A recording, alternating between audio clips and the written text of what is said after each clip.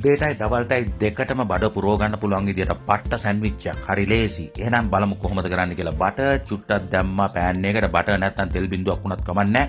දාලා පාන් පෙති දෙක ටෝස්ට් කරගන්න උඩ යට දාලා. ඊට පස්සේ ලුණු කොළ මෙහෙම කපා ගත්තා.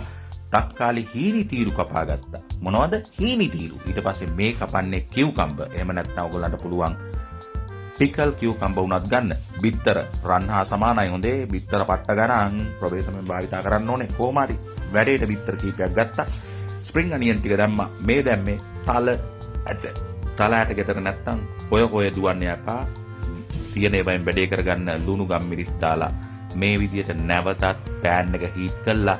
ඔයගොල්ලන්ට පුළුවන් අර හදාගත්තු බිත්තර මිශ්‍රණය දාලා මේ විදියට කුක් කරන්න. කුක් කරනකොට මතක තියාගන්න මේවා අලුත් ලේසි ක්‍රම. මේවා ඉගෙන ගන්න.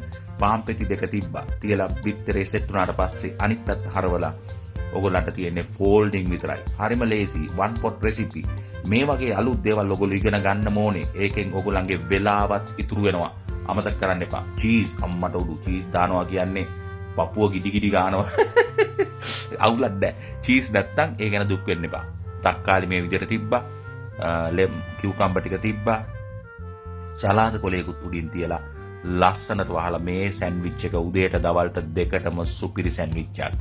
අර්බුදකේ කිය බඩගින්නේ ඉන්න බෑ. ඒක තමයි සරල සිද්ධාන්තය. එහෙනම් අපි මොනවා හරි කන්න ඕනේ. කන්න ඕන නම් මෙන්න මේ වගේ දේවල් හදාගන්න.